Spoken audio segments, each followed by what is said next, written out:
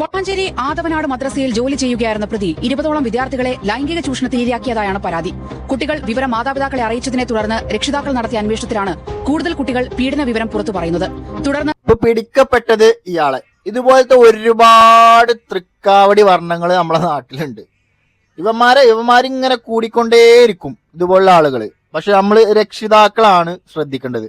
മദ്രസക്കായാലും സ്കൂൾക്കായാലും കുട്ടികളെ വിടുന്ന രക്ഷിതാക്കൾ ശ്രദ്ധിക്കേണ്ട കാര്യമാണ്. തൊപ്പി വെച്ചോനായാലും കുരിശു വരച്ചോനായാലും കുറിയൊട്ടോനായാലും അങ്ങനെ ഒരുപാട് ആളുകൾ നമ്മളെ നാട്ടിൻപുറത്ത് ഉണ്ടാവും. ഇപ്പോഴും കുട്ടികളോട് ചോദിക്കണം എന്തൊക്കെ പ്രശ്നമുണ്ട്, സ്കൂളിലായാലും മദ്രസയിലായാലും എന്തൊക്കെ കാര്യങ്ങൾ നടക്കുന്നുണ്ട്.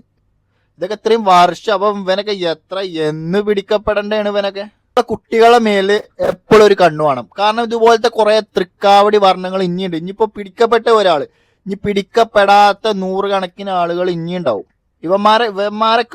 ഇവന്മാരെല്ലാരും പിടിക്കുക എന്ന് പറഞ്ഞു കഴിഞ്ഞാല് നടപടിയാവുന്ന കാര്യമല്ല.